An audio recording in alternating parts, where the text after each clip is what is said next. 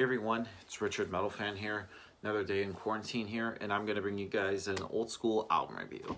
And today we're going to be looking into, well, a debut album from a band that probably doesn't need an introduction, probably one of the bands in the Big Four, and no, it's not Slayer. Today we're going to be looking into the debut album from the band Anthrax entitled Fistful, which was released in January of 1984 through Megaforce Records. Now, Anthrax definitely really doesn't need an introduction.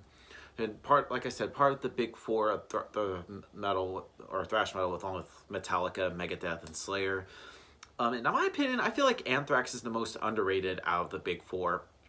I mean, I love one of my all-time favorite bands, and I pretty much love it, liked everything they put out. And this was the band's debut album, and I don't think really, in my opinion, I feel like it's one of Anthrax's most underrated albums. Like, I don't think really nobody really talks about it. And for a little bit back history, they formed in 1981, I believe, in New York, and they had like a different lineup as they do now. Like in fact, on this album, they didn't have Joey Belladonna doing vocals. Instead, they had Neil Turbin doing the vocals, and his vocals are kind of a little bit different. I mean, for the most part, those are pretty good, but then there's some songs where it just doesn't sound good. But I just think, but he does good for the most part. Guitar work from Scott Ian is great. He comes up with some really great riffs, and Dan Spitz just really holds down some leads. And bass wise, is actually one of the only album I believe to not have Frank Bello on bass. Instead, they had Danny Looker, who would later be in bands like Nuclear and Saul and Brutal Truth and stuff. Yeah, the bass is pretty audible, and drumming wise, I mean, Charlie Benante is one of the best drummers I've heard, but he's good on here. But I feel like after this album, like he's pretty much on the same level as like Among the Living and things like that. So yeah, without further ado, let's dive into this album track by track. Now, starting things off is the opener, Death Rider, and this song is one of the best on this album. But just the opening riff is, must I say, is one of the greatest fresh riffs inside of like Anthrax's resume. It has the speed to carry a classic track to its throne, yet has sort of like the melody and substance to put its weight outside of sort of like the thrash metal genre. A great way to start off this album.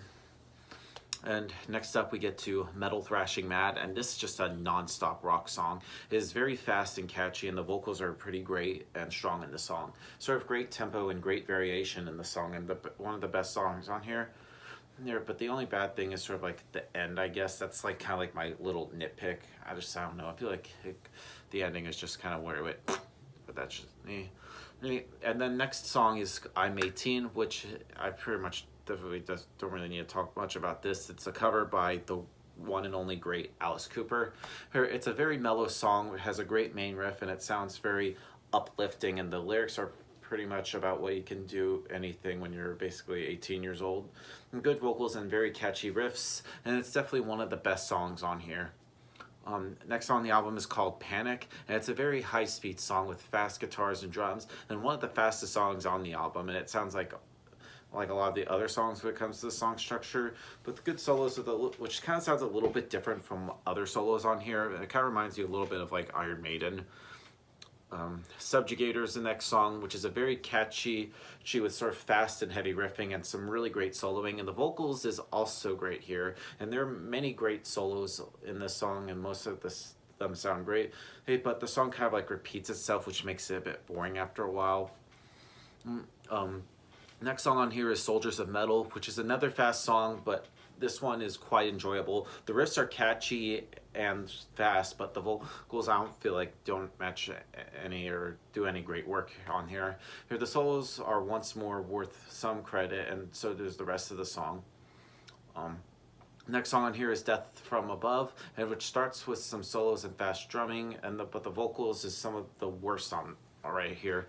And the solos are played more than once in the song, but the riffs are good. And back to the vocals, it just makes you want to turn off your stereo when you hear it. And just Neil starts to sing very high-pitched tunes at the end, and they're getting higher and higher, but the later sort of like stop to finish the song. And then we get to the band's own title track song, Anthrax, and which is one of the heaviest songs, especially at the beginning. And the song is very catchy, and the chorus is superb. I can't even speak today.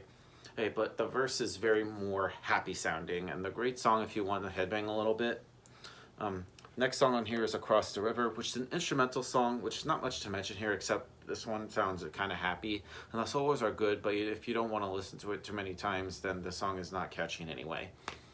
And then the album closes with Howling Furies, which is a weird intro that sounds like an engine starting up or something. And the song is not a high-speed song, but it is it's one of the more kind of like melodic songs on here. And there's some great double solos, including it in sort of like the riff is pretty solid and catchy.